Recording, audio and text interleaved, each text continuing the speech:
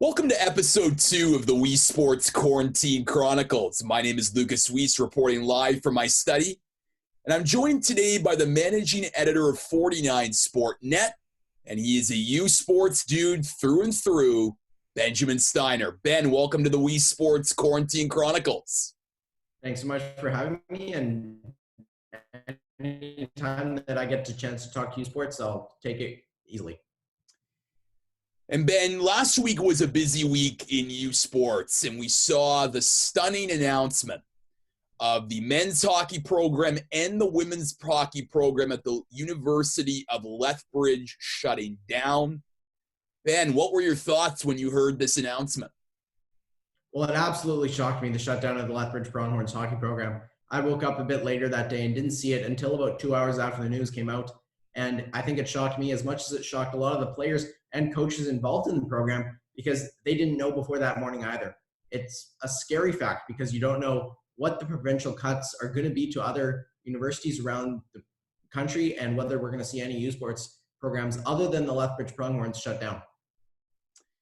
You talk about that lack of transparency, particularly with the players who have committed to Lethbridge, have already started their lives in Lethbridge. What happens now to these players? So some of these players have a couple options to look at. They can either transfer universities and play for another USports team. A lot of them have 2 or 3 years of eligibility left. But if they transfer universities, they're also transferring out of the program they were studying at Lethbridge. And unlike the NCAA, these guys actually want to finish their degrees. And so you have to consider whether you want to leave the University of Lethbridge to play hockey, but you're restarting a degree, potentially restarting a degree if it's a program that you can't transition easily through, or you're staying at Lethbridge, finishing your degree, but not being there for the hockey that you originally joined there for. And you mentioned earlier about, other schools potentially shutting down. From your reporting, is that something that could happen, or is Lethbridge just an anomaly? Well, I have no doubt that if we weren't in the COVID-19 pandemic, we would still have the Lethbridge Pronghorns hockey programs today. But I haven't heard anything about other USports programs shutting down because of the pandemic or because of a lack of government funding. Now, a few USports schools do worry me whether they are going to last, and those would be the 2 schools joining USports men's hockey in Canada West, being the Trinity Western Spartans out in Langley, British Columbia, and the MacEwan Griffins. They're 2 schools that have been competing in collegiate hockey leagues, the BCIHL and the ACAC, but USports demands a much higher level of funding. And so are you going to see these schools be successful in their first years? Probably not. Financially, they might be a little unstable, and in terms of recruiting, they might not be able to offer the kind of accommodations that you might be able to offer, like the UBC or University of British Columbia might be able to offer, or other big USports schools that have a bit more stable footing. So the Trinity Western Spartans worry me, and so do the MacEwan Griffins, but I have no doubt they'll go through with their plans of joining USports men's hockey if we have a fall season. Now, speaking of COVID-19 pandemic, I'm still in quarantine in Toronto, you as well, in Vancouver. There's still many of the social distancing and public health restrictions. From your reporting, Ben, are the players certainly in Ontario concerned about the possibility of not having a fall season due to the COVID-19 pandemic? I've spoken to a number of players who are freshmen at their schools joining in the fall, or players who have also been competing in USports for a number of years. A lot of them think that we will be having a fall season. Of course, what else are you going to do when you're an athlete? You have to come into the season fit, and that means training throughout the offseason as if you're going to be dropping the puck in September.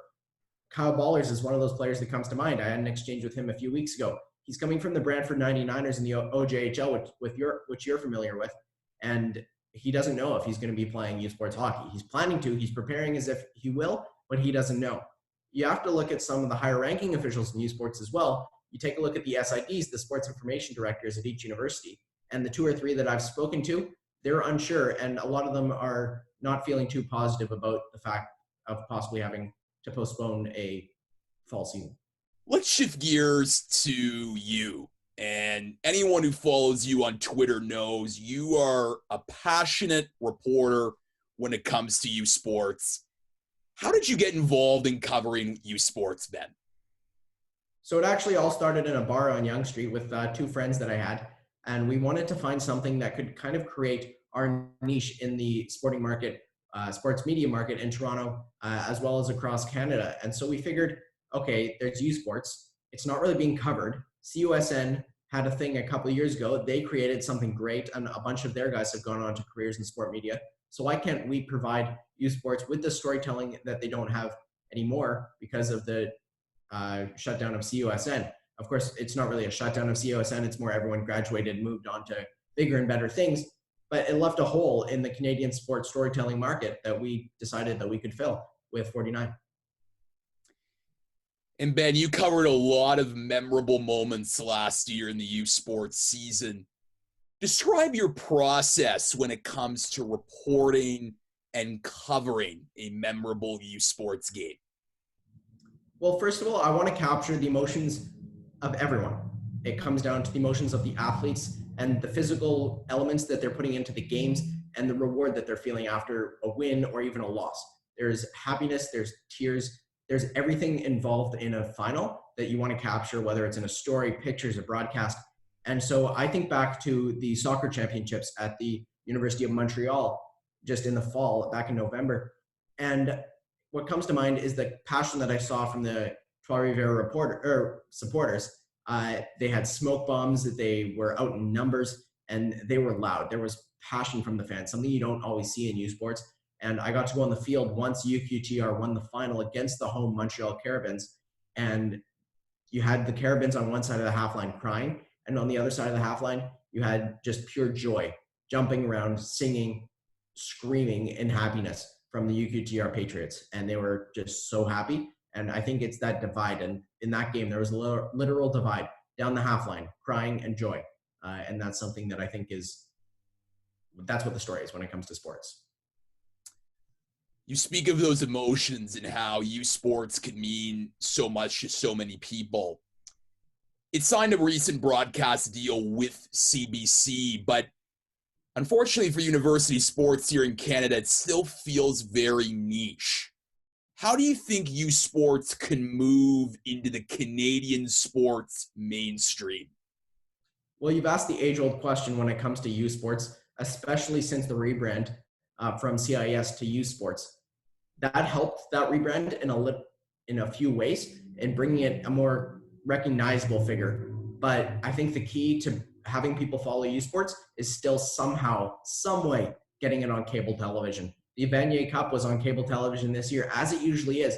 This year it was on CBC, and it drew record numbers for a Vanier Cup post CIS to U Sports rebrand.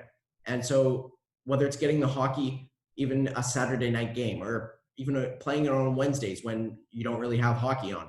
You play it on Wednesdays, you put it on CBC, you put it on Sportsnet, and maybe you get some people watching and following those teams. Obviously, there's so much uncertainty in the media landscape when it comes to COVID-19 now. You're a young journalist just starting out.